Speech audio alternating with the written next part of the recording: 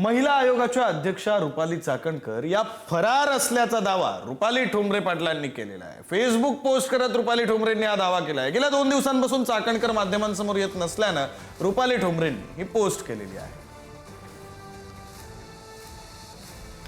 आपले प्रतिनिधी बालाजी पोद्दार आपल्यासोबत फोन लाईन वरून जोडले गेलेले आहेत। अधिकचे तपशील त्यांच्याकडून। बालाजी, विक्रांत, काल सुद्धा रुपाली ठोंबरे पाटलाने चाकणकरा विरोधामध्ये पत्रकार परिषद घेतलेली होती आणि मोठी टीका केली होती। त्यानंतर हे फेसबुक पोस्ट केलेली आहे। लैंगिक अत्याचार प्रकरणी कॅप्टन अशोक खरात अटक झालाय, त्याचे संबंध चाकणकरांसोबत आहेत। मात्र गेल्या 2 दिवसापासून जे आहेत त्या महिला आयोगाच्या अध्यक्षा रुपाली चाकणकर या माध्यमासमोर किंवा कुठल्याही सार्वजनिक कार्यक्रमात दिसत नाहीयेत। त्यामुळे रुपाली पाटील ठोंबरे यांनी ही पोस्ट केलेली आहे। या पोस्टमध्ये म्हटलेलं आहे की महिला आयोगाच्या अध्यक्षा फरार आहेत आणि वाजवाटाळी अशा प्रकारचे या पोस्टमध्ये त्याने उल्लेख केलेला आहे।